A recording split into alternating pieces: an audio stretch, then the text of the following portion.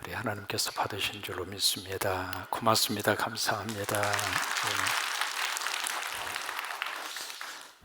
우리 2022년 새해 첫 주 수요 예배, 하나님께서 예배에 참여한 여러분들 모두를 만나 주시기를 바라고, 복 주시기를 바라고, 수요 예배 하나님 앞에 드릴 때마다 이게 이제 주일과 주일 사이의 징검다리입니다.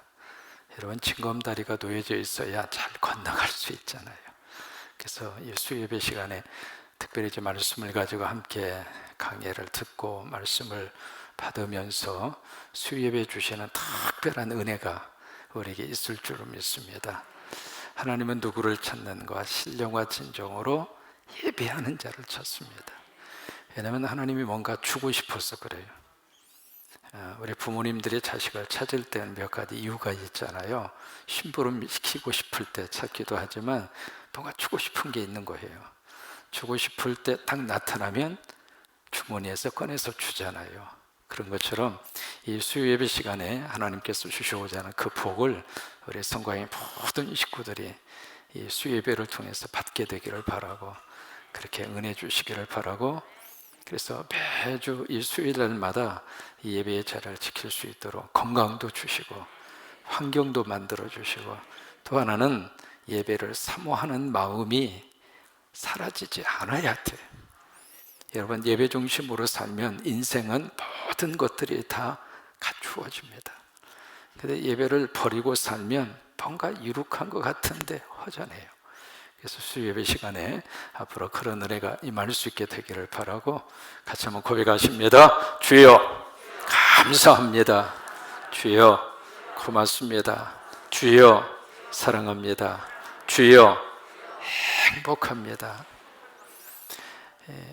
작년에 이어서 우리가 사사기를 계속 이어가게 되는데, 사사기를 조금만 자세히 읽는 분이라면 사사기 1장과 2장이 뭐가 좀 내용이 좀 이상하다, 그걸 발견할 수 있습니다. 사사기 1장 1절에 무엇으로 시작하느냐면 여호수아의 죽음으로 시작합니다. 근데 사사기 2장으로 가서 보시면 2장 6절 이하의 10절까지 보시면 여호수아가 또 죽어요. 좀 이상하잖아요. 앞에서 돌아가셨는데 왜 두 번 또 돌아가십니까? 이게 사사기라고 하는 이 성경 자체가 역사서, 역사를 다루고 있는 성경입니다만은 사사기는 아주 독특한 구조로 기록이 되어져 있습니다. 그래서 이 사사기 1장은 역사 속에서 일어난 하나의 사건이에요. 우리 식으로 말하면 어떤 팩트, 사실이거든요. 역사 속에서 이런 일이 일어났던 역사적인 하나의 historical fact, 역사적인 사실이고, 사사기 2장은 그 사실에 대한 해설입니다. 그래서 이제 1장과 2장이 거의 비슷한 내용, 같은 내용으로 반복되는 것처럼 그렇게 보여지게 되는데, 역사학자들은 그렇게 평가를 해요. 사사기 2장 6절에서 10절까지가 가장 슬픈 역사다고. 한번 보실까요? 6절에서 10절까지 2장 6절부터 한번 보십니다. 전에 여호수아가 백성을 보내매 이스라엘 자손이 각기 그들의 기업으로 가서 땅을 차지하였고 얼마나 감사해요. 그 다음에 7절에 백성이 여호수아가 사는 날 동안과 여호수아 뒤에 생존한 장로들 곧 여호와께서 이스라엘을 위하여 행하신 모든 큰 일을 본 자들이 사는 날 동안에 하나 거기다가 첨가해야 할 부사가 있습니다. 사는 날 동안에만. 슬픈 역사죠. 그러니까 그들이 살았을 때도 하나님 잘 섬기고 돌아가셨을 때도 하나님 잘 섬기고, 여러분 그게 복입니다. 나도 하나님 잘 섬기고 내가 이 세상 떠나 천국 간 다음에 우리 자녀들도 하나님 잘 섬기고 우리 손주들도 하나님 잘 섬기고. 왜요? 하나님 섬기는 것이 복이에요. 그렇게 인정하시면 아멘. 그러니까 내가 살아생전에만 하나님 섬기고 내가 죽은 다음에는 그 믿음의 대가 끊어지면 슬픈 거예요. 그러니까 여기에 이 7절의 이 말씀 속에, 그래서 우리말 번역에는 없습니다만은 살아있을 동안에만 섬겼다 이 말이에요. 그게 슬픈 역사예요. 8절입니다. 여호와의 종눈의 아들 여호수아가 110세의 죽음에, 이게 이제 1장 1절의 내용이 반복되는 거잖아요. 9절 말씀, 무리가 그의 기업의 경내 에브라임 산지 가이스산 북쪽 딥낫 헤레스에 장사했고 장례식을 치룬 거죠. 그 다음에 9절입니다. 함께 있습니다. 그 세대의 사람도 다 그 조상들에게로 돌아갔고, 그러니까 여호수아, 그 다음에 여호수아와 함께 했던 그 모든 제너레이션, 그 세대가 다 세상을 떠난 거예요. 여기 이제 조상에게 돌아갔다, 그 이야기는 열주에게로 돌아갔자. 왜 이 표현이 나오느냐면, 이스라엘의 장례식 문화를 이해하면 이 표현을 이해할 수 있습니다. 이스라엘의 장례식의 문화는 어떻게 하느냐면, 그냥 큰 하나의 굴을 이렇게 파서 그 굴에다가 돌아가신 분 순서로 둘둘둘 말아서 갔다가 안장하면 그게 1차 장례식이에요. 그러고 나서 이제 1년이 지난 다음에 탈골이 되잖아요. 탈골이 되면 그 뼈만 다시 모아서 이렇게 안치를 합니다. 그것이 두 번째 장례식입니다. 열주에게 돌아갔다는 이야기는 이미 태어날 때는 순서 있게 태어나잖아요. 할아버지가 먼저 태어나고, 아버지가 태어나고, 내가 태어나고, 손주가 태어나고, 태어날 때는 순서가 있습니다. 손주가 먼저 태어나고 할아버지가 늦게 태어나고, 그런 집안 봤습니까? 태어날 때는 순서 있게 태어나요. 근데 이 세상을 떠날 때는 순서가 어떻게 돼요? 뒤죽박죽이 됩니다. 그러니까 그 순서는 우리가 모르는 거예요. 그래서 손주보다도 할아버지가 오래 생존에 계실 수도 있고 그런 거거든요. 그러면 돌아간 순서를 따라서 그분을 여기에 가는 배후소를 둘둘둘 말아서 갔다가 딱 묘지를 판 그 옆자리에 오시면 그게 장례식 끝이에요. 그러니까 열주에게로 돌아갔다는 이야기는 이미 조상이 붙여져 있는 그 묘소로 그 시신이 안장됐다, 그 말이거든요. 그러니까 여호수아가 이제 그런 거예요. 그래서 여호수아도 그렇게 해서 돌아가셨고, 여호수아와 함께 살았던 그 세대, 그 제너레이션, 그 분들이 다 돌아가신 다음에, 그 다음에 10절에 무슨 일이 발생이 되어져 있는가, 그 후에 일어난 무슨 세대, 여기에 슬픈 역사의 표현이 이 단어 속에 그대로 나와 있는 거예요. 그러면 그 후에 일어난 세대가 누구인가? 가나안 세대입니다. 애굽의 세대가 있었고요, 광야의 세대가 있고 가나안 세대가 있어요. 애굽의 세대는 거기서 막 노예 생활하다가 하나님의 기적을 체험하고 하나님의 축복 가운데 모세를 통해서 하나님께서 애굽에서 나오게 하는 말 그대로 기적과 감격과 은혜의 경험을 한 세대예요.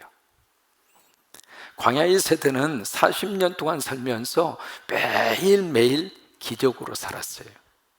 아침에 일어나서 눈 뜨고 가서 보면 만나를 하나님이 제공해 주셨고, 그 만나를 거두어서 그거 가지고 하루의 삶의 생명을 유지할 수가 있었고, 그래서 이 광야의 세대는 철저하게 새벽을 깨우는 새벽의 세대였습니다. 늦잠 자고 가면은 아무것도 없었어요.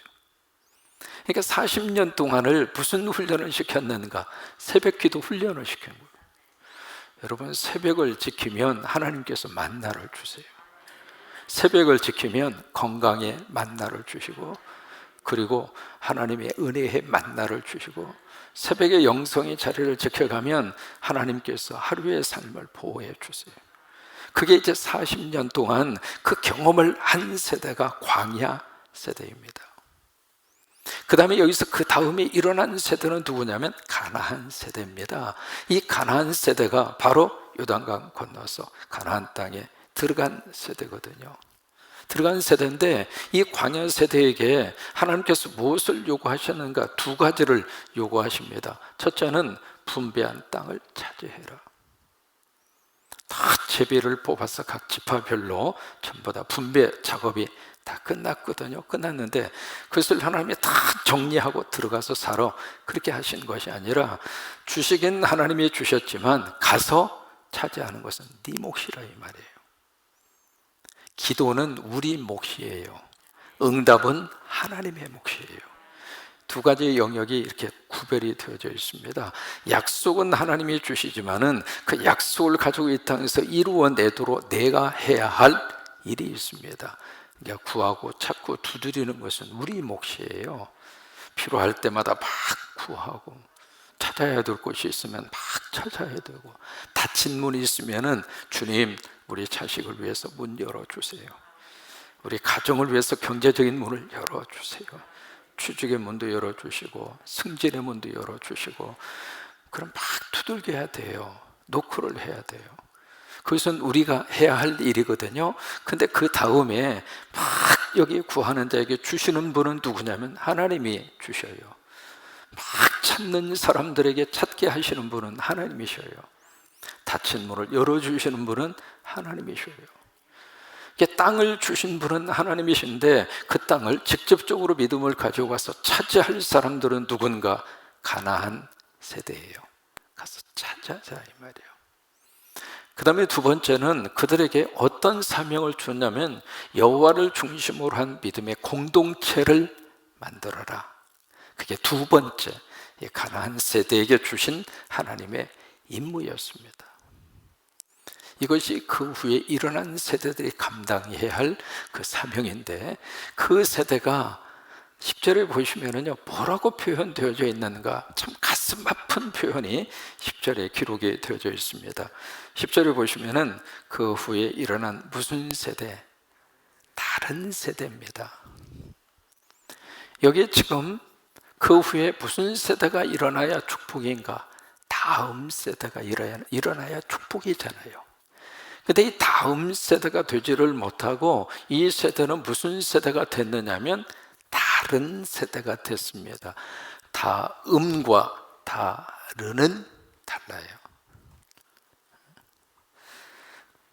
그러니까 그 다음 세대가 돼서 앞에서 있었던 그 조상들의 신앙과 그 믿음과 그 영성 신앙의 전통이 그 다음 세대, 이 다음 세대는 next generation입니다. 그 다음 세대예요. 아버님 세대가 있으면 그 다음에 자식 세대는 next generation이라고 그래요. 그 다음 세대예요. 우리가 다른 말로 말하면 차세대라 그렇게 표현을 하기도 하잖아요. 그 세대는 바로 그 다음 세대, next generation이에요. 근데 그 다음 세대가 되어야 되는데 다음 세대가 아니라 different generation, 다른 세대가 된 거예요. 다른 세대. 여러분 이 두 사이의 뉘앙스의 차이를 아시겠죠? 그죠?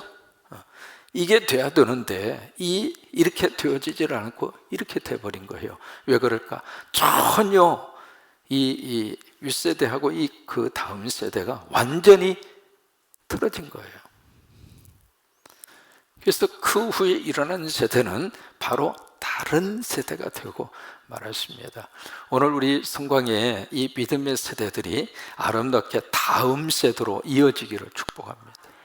우리가 열심히 기도하고 예배 드리는 것처럼 우리 그 다음 세대도 우리 자리를 이어서 이 교회를 잘 목회를 하고 이 교회를 잘 이끌어주고, 우리 장로님들이 헌신하고 세워주시는 것처럼 다음 우리 장로님들도 세워지셔서 잘 그 바톤을 이어가고, 신앙의 전통이라고 하는 것은 어느 한순간 그대로 이루어지는 것이 아닙니다.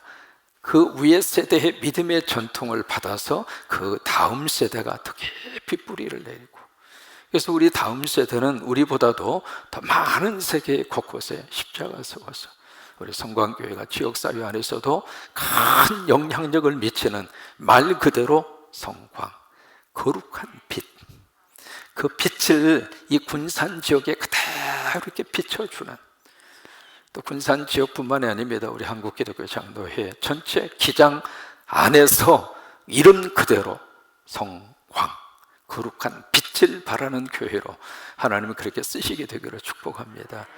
이게 참 우리에게는 기도 제목입니다.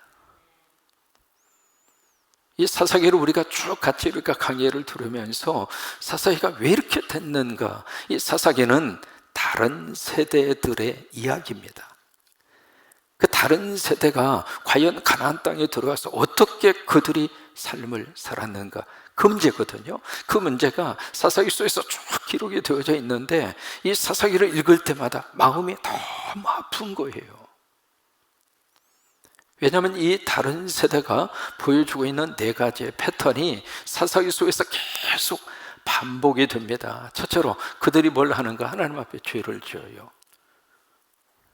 오늘 11절부터 23절도 마찬가지입니다. 우리가 11절, 23절까지 쭉 함께 읽었잖아요. 하나님을 버리고, 버린다는 표현이 2번 나오잖아요. 그리고 바알과 아스타롯을 섬겼다, 그 표현이 나오잖아요. 죄를 지었다, 그 말이에요. 이게 죄를 지으니까, 범죄를 하니까 그 다음에 어떻게 하시는가? 하나님께서 그들을 어떻게 하시냐면 징계를 하세요. 왜?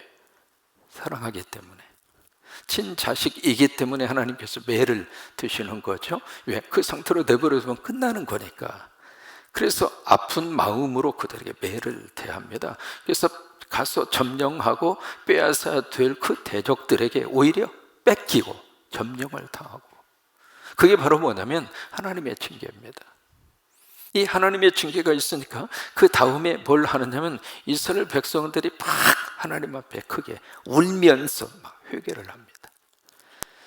저희 깨닫는 거죠. 우리가 잘못했구나, 우리가 지금 죄를 범했구나, 우리가 하나님 앞에 큰 잘못을 했구나. 여러분, 깨달아지는 게 복이거든요. 이게 죄라고 하는 것을, 죄라고 하는 사실을 모르는 게 사실은 가장 큰 죄입니다. 그걸 알면 돌아서면 되거든요. 회개하면 되거든요. 그래서 막 울면서, 오늘도 이제 그 장면이 기록이 되어져 있습니다. 막 울면서 하나님 앞에 회개해요. 회개를 하면 그 다음에 어떻게 하시는가? 사사를 보내셔서 그들을 다시 한번 구원해 줍니다.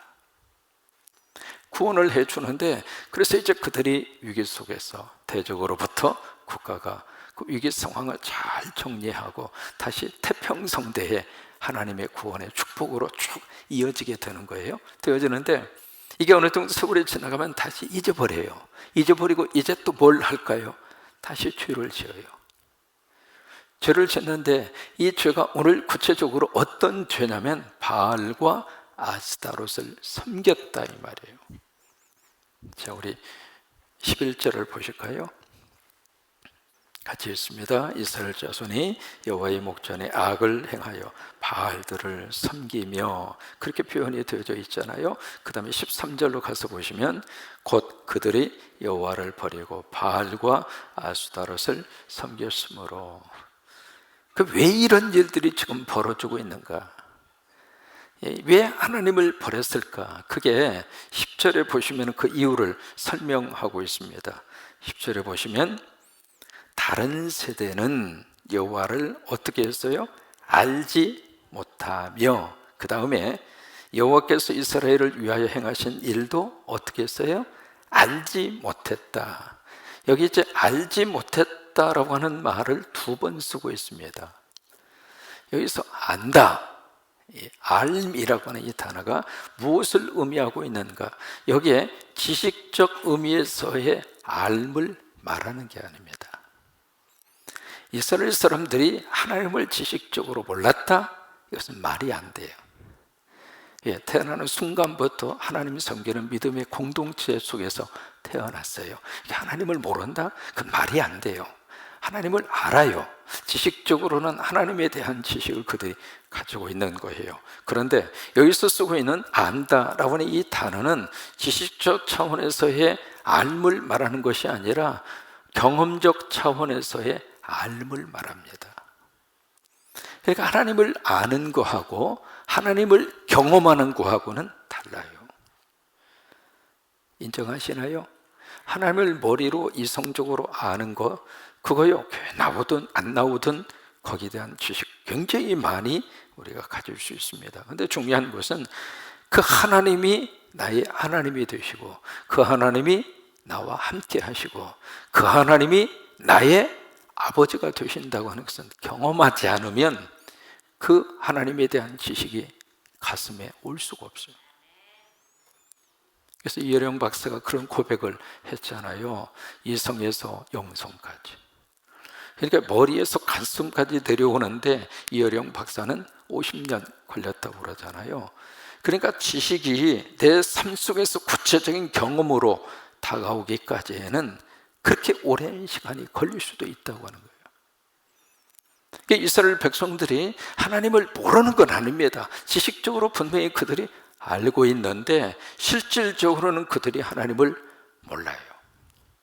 그래서 10절의 말씀이 그래서 나오는 겁니다. 하나님을 알지 못하였으므로. 하나님을 알지 못하였더라. 여러분 시편에 보시면 그런 말씀이 쓰여져 있잖아요. 여호와의 선하심을 맛보아 알지어다. 여러분 경험하시기 바랍니다. 체험하시기 바랍니다. 성령님도 체험하시고 은혜도 체험하시고 하나님의 복도 체험하시고 말씀이 너무 내 삶 속에 굴송이처럼 달다고 하는 것도 체험하시고 기도의 맛도 체험하시고 예배의 기쁨도 체험하시고 맛보아 알아야 내 거가 되는 거예요. 그게 진짜 지식이에요. 이 다른 세대는 그 지식이 없었어요. 하나님에 대한 경험적인 그 알미 없었어요. 그러다 보니까 바알에게 아스다롯 그 신에게 넘어간 겁니다. 그러면 왜 그렇게 바알과 아스다롯을 그렇게 좋아했을까? 여러분 바알과 아스다롯 성경에 참 많이 나오는 신의 이름이에요. 적어도 가나안 땅에 살고 있었던 고대 근동 사회에 가장 그 신들이 엄청나게 많이 있었거든요. 뭐 지금도 일본에 가도 마찬가지고 네팔에 가도 신의 숫자가 헤아릴 수 없을 정도로 인구수보다도 신의 숫자가 더 많습니다. 그렇게 신이 그렇게 많아요. 많은데 그 성서시대에 가장 영향을 많이 주었던 신이 바알과 아스다롯 신이에요. 왜 그랬을까? 바알은 남성 신입니다. 아스다롯은 여성 신입니다. 이 신이 가지고 있는 개념이 바로 뭐냐면 풍요의 신이에요. 풍요. 두 번째는 다산의 신입니다. 그래서 이 신을 섬기면은 이게 가나안 그 사회 자체가 농경 사회였거든요. 농업을 중심으로 그들이 살고 있었는데 그 농업 사회에서 가장 절대적으로 필요한 것은 물이잖아요. 근데 물이라고 하는 게 지금하고 다르기 때문에 모든 게 100%다 천수답이잖아요. 하늘에서 비를 내리지 않으면 아무것도 못하는 거예요. 그러니까 오로지 하늘만 보고 있는 거예요. 그래서 하늘만 보면서 그들이 농사를 짓기 때문에 비가 오지 않으면 그들이 절대적으로 할 수 있는 것은 기우제밖에 없어요. 그런데 기우제를 드리는데 그 기우제를 받고 그들에게 비를 내리는 신이 누구냐면 바알과 아스타롯이에요. 근데 이 두 신이 어느 때 비를 내려주는가? 합방할 때. 남성 신과 여성 신이 서로 합방할 때, 그때 비를 준다고 그렇게 믿고 있었어요. 그러면 이 두 신이 어느 때 합방을 하는가? 그래서 나온 것이 여사제입니다. 여자 사제를 둔 거예요.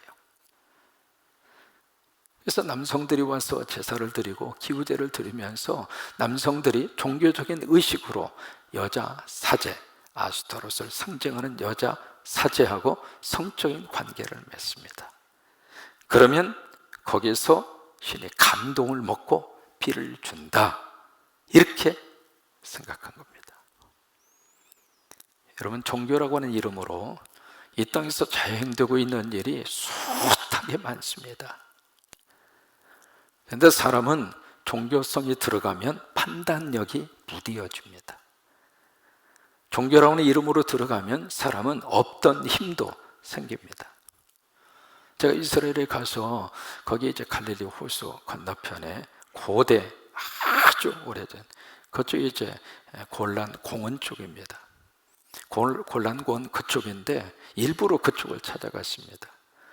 골란 공원 이제 가다가 조그마한 샛길이 있어서 그 샛길을 타고 한참을 내려갔습니다. 지금도 이제 그 길이 굉장히 가파릅니다. 그러면 예수님 당시에는 그 길이 얼마나 더 가팔랐을까? 그걸 쉽게 짐작할 수가 있겠죠. 가서 보니까 예수님 당시에 적어도 예수님이 거기까지 오셨으리라 추측할 수 있는 회당이 거기에 있는 거예요. 그 회당이 있는데 그 회당에 있었던 자국과 흔적이 좀 남아있고, 또 하나 거기에 뭐가 있느냐면 큰 기둥이 있는 거예요. 회당을 세웠던 그 기둥, 대리석으로. 그 기둥의 그 크기와 이 기둥의 이 길이가 상상할 수 없을 정도로 큽니다. 근데 중요한 것은 그 대리석의 그 기둥을 어디서 가지고 왔느냐 이 말이에요. 그 근처에는 대리석이 나오지 않습니다. 여러분, 돌멩이라고 하는 것은 특수한 지역에서 나오잖아요. 이제 그것은 쉽게 추적이 가능해요. 어디서 이 대리석이 나오는가. 근데 이게 그 대리석이 벌써 수백 킬로 떨어진 데서 가지고 온 거예요. 지금부터 2000년 전에. 무엇이 그것을 가능하게 했을까? 종교입니다. 그러니까 종교라고 하는 이름으로요, 인간 세상 속에 불가능한 것을 가능하게 만드는 힘이 종교 속에서 나오는 거예요. 이게 바알과 아스타롯이 참 교묘한 방법으로, 인간 속에는 바로 뭐가 있느냐면 성적인 욕망이 있습니다. 고대 사회든 현대 사회든 똑같아요. 그것을 종교라는 이름으로 교묘하게 파고 들어간 종교가 바알과 아스타롯입니다. 그러면 아침에 남편이 여보, 나 오늘 가서 제사 드리고 올게. 그 말이 무슨 말이냐면 가서 사제하고 성관계를 하고 올게, 그 말이라 이 말이에요. 그러니까 이스라엘 사람들 입장으로서는 이 가나안 세대는 이렇게 매력적일 수가 없어요. 여러분, 그렇잖아요. 젊은 세대가 가장 뛰어넘기 힘든 유혹이 성적 유혹입니다. 그것을 공개적으로 할 수 있고 공개적으로 그것이 승인되어져 있는 종교 집단. 그러니까 이게 얼마나 매력적입니까? 그래서 다른 세대가 다 넘어간 거예요. 그래서 바알과 아스다롯이라고 하는 이름이 성경에 계속 등장하는 이유가 바로 그겁니다. 여러분, 지금도 말이죠, 우리 다음 세대가 이 성적 문제를 넘어가지 않으면 다 무너집니다. 또 우리가 상상할 수 없을 정도로 지금은 우리 아이들 속에 자그마한 그 기계 속에 상상할 수 없는 세계가 0.1초 만에 눈앞에서 펼쳐지는 세상에서 그들이 살고 있습니다. 과거보다도 더 많이 기도해야 합니다. 그렇지 않고서는 방법이 없습니다. 우리가 서서히 읽으면서 왜 이렇게 사람이 그렇게 빨리 죄로 빠지는가? 사실 그들만의 문제가 아니거든요. 그래서 막 그쪽 방향으로 가고 우상을 섬기고 하나님을 버리니까 하나님이 징계를 합니다. 보세요. 어떤 징계를 하나님이 하셨는가 보실까요? 14절입니다. 읽습니다. 여호와께서 이스라엘에게 진노하사 노력하는 자의 손에 넘겨주사 그들이 노력을 당하게 하시며 또 주위에 있는 모든 태적의 손에 팔아 넘기심에 그들이 다시는 태적을 당하지 못하였으며 그들이 어디로 가든지 여호와의 손이 그들에게 재앙을 내리시니 곧 여호와께서 말씀하신 것과 같고 여호와께서 그들에게 맹세하신 것과 같아서 그들의 괴로움이 심하였더라. 이게 두 번째 나오잖아요. 그러니까 징계를 받으니까 그 다음에 이스라엘 백성들이 어떤 반응을 보이는가, 막 회개하죠. 울 수밖에 없죠. 왜? 그것 외에는 더 이상 그들이 살아갈 수 있는 방법이 없으니까. 그래서 막 하나님 앞에서 잘못했다고, 하나님 앞에서 우리가 하나님 앞에서 너무 죄악을 범했다고, 그러면서 이제 막 하나님 앞에 회개를 해요. 회개를 하니까 하나님 그 다음에 어떻게 하시는가? 여기 18절에 보시면 사사를 다시 세우십니다. 16절이죠. 여호와께서 사사들을 세우사 노략자의 손에서 그들을 구원하게 하셨으나, 그렇게 해서 이제 하나님이 구원을 해요. 구원을 했다는 이야기는 뭐냐면 사사를 세웠다 이 말이에요. 사사를. 근데 이 사사가 있는 동안에는 잘 순종하고 따르다가 사사가 죽으니까 다시 죄를 범해요. 다시 죄를 범하니까 하나님이 징계하고, 징계하니까 이제 또 막 하나님 앞에 회개하고, 회개하니까 또 다시 사사를 세워서 그들을 구원을 하고, 이런 패턴이 몇 번 반복되었냐면 6번 반복해요. 이 반복돼서 계속되어지는 이 역사가 몇 년이냐면 350년 동안 이어집니다. 그게 사사시대입니다.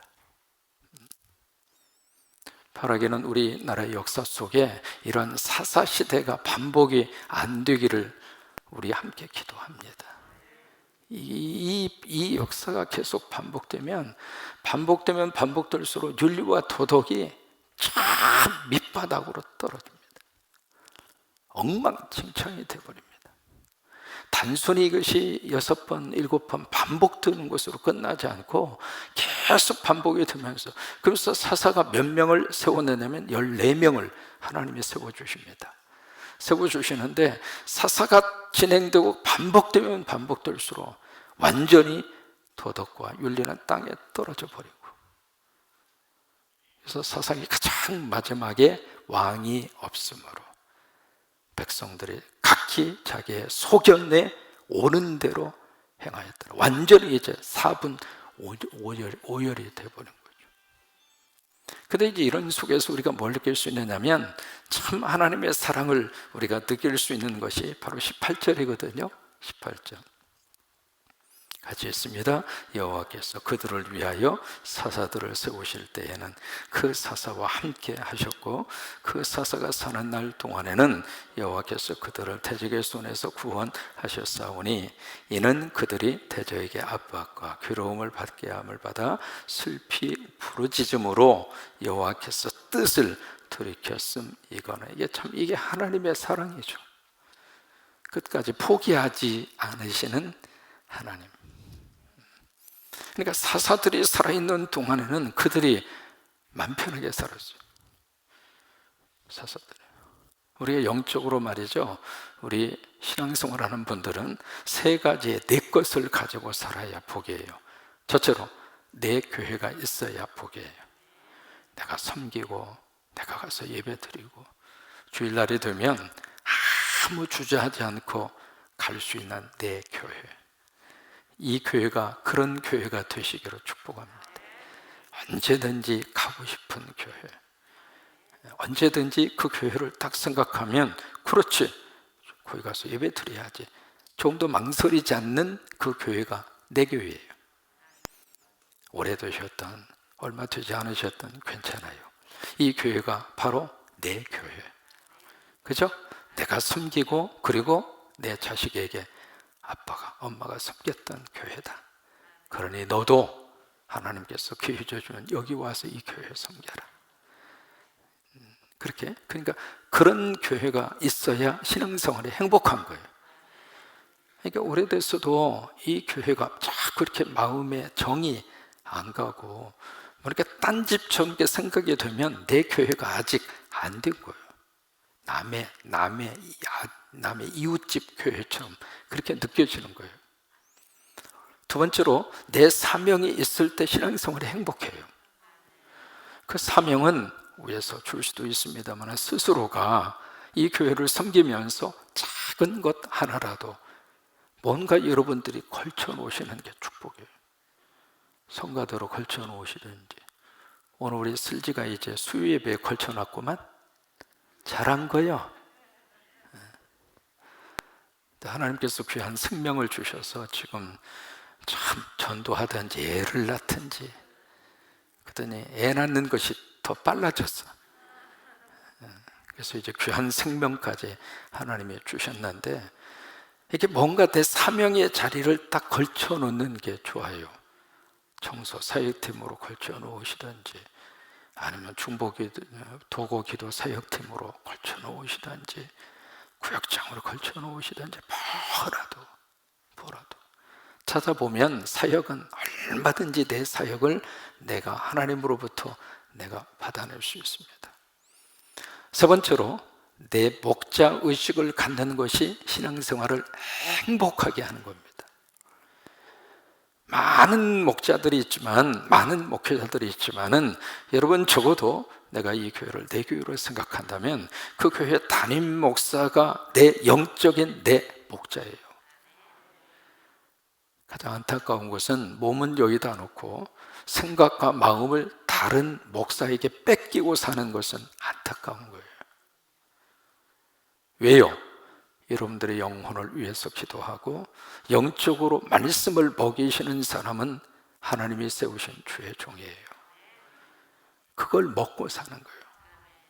옆집 사람이 아무리 요리를 잘해도 내 집에서 준비해준 음식 먹고 우리가 사는 거예요. 그죠?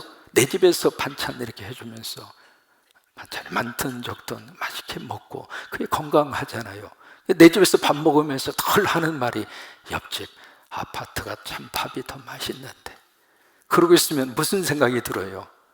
가. 영적으로도 마찬가지입니다. 그러니까 다른 목회자의 설교를 들을 수는 있습니다만은 그건 메인이 아닙니다. 어쩌다 한번 우리가 듣는 것뿐이죠. 가장 중요한 것은 내 목자를 통해서 먹는 양식, 그것이 나에게 주시는 하나님의 양식이에요. 사사들이 살아있는 동안 무슨 얘기예요? 사사의 지도를 받았다, 그 말이죠. 그 지도를 받는 동안에는 그 백성들이 하나님의 복을 받았어요. 그래요.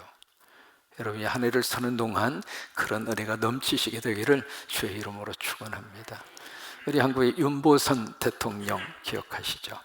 윤보선 대통령의 그 할아버지, 윤보선 대통령 그분의 할아버지 사촌이 누구냐면 윤치호 그분이에요. 윤치호 씨, 여러분 많이 들어보셨잖아요. 이분이 미국에 유학을 가셔서 거기서 복음을 알게 되고 거기서 예수 그리스도를 믿었어요. 그래서 이분이 한국으로 돌아오셔서 우리나라가 잘 살기는 이거밖에 없다. 그래서 이분이 철저하게 믿음 생활로 돌아섭니다. 그러면서 주변에 있는 사람들 다 전도를 했어요. 전도를 했는데 그 윤보선 대통령의 할아버지가 팔남매예요. 팔남매여서 이 윤치호 사촌들은 윤치호 이분이 다 전도를 해서 전부 다 이제 다 교회로 오고 예수를 믿고 그러는데, 이 윤보선 대통령의 할아버지가 꿈쩍을 안 하는 거예요. 벌써 그 당시만 해도 어려운, 개종한다는 것이 쉬운 일이 아닌 시절이잖아요. 근데 그 팔남매 중에 막내딸이 신앙생활을 참 잘했어요. 그래서 이 막내딸이 기도하는 가운데 어떻게 했느냐면 금식에 들어간 거예요. 아버지 예수 믿고 교회 나오실 그때까지 난 금식하겠다고. 그러니까 아버지가 생각할 때 며칠 굶다가 말겠지 뭐, 지가 뭐 얼마나 더 굶겠어, 그렇게 생각하고 내버려 뒀는데 이게 밥 먹을 생각을 안 하는 거예요. 그래서 이제 하루 지나고 이틀 지나고 그러다 이렇게 보니까 점점 말라가는 거예요. 딸이, 막내딸이. 그래서 보니까 이게 죽게 생겼거든. 그래서 결국 자식 이기는 부모 없어요. 그래서 그 윤보선 대통령의 할아버지가 알았다고, 나 이제 교육 갈 테니까 밥 빨리 먹으라고.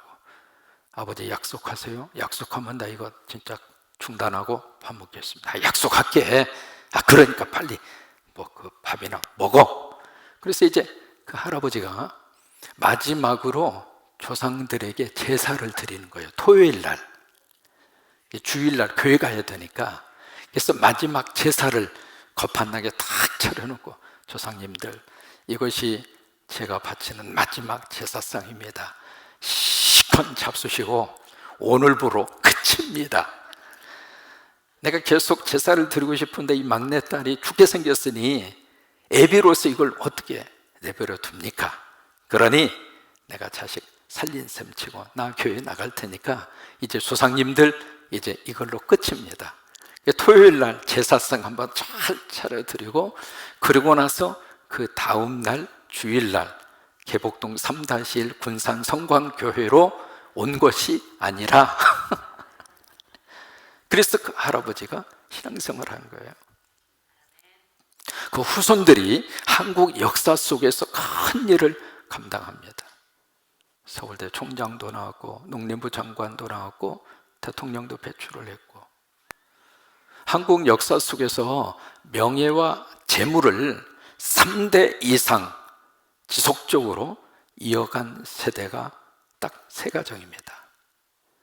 3가정 중에 한 분이 윤보선 씨 가정입니다. 하나님 가까이 해야 복입니다. 하나님 떠나지 않는 것이 복입니다. 하나님 버리지 않는 것이 복입니다. 사사들이 살아있는 동안 주의 종의 영적인 지도를 잘 받으셔서 우리 새벽 기도합시다 하면 힘들어도 새벽 기도하시고, 힘들어도 거기에 뭔가 하나님의 복이 있구나, 저 목사가 하자고 했을 때는 뭔가 나한테 주시려고 하는 하나님이 복이 있구나 생각을 하고 그냥 해보세요. 그냥 힘들어도 해봐. 그러니까 사사들이 살아있는 동안에 하나님을 잘 섬기고 섬긴 그 이스라엘 백성들에게 하나님이 복을 주신 것처럼 우리가 신앙생활하면서 그런 믿음의 아름다운 모습으로 크게 쓰임받게 되기를 주의 이름으로 축원합니다.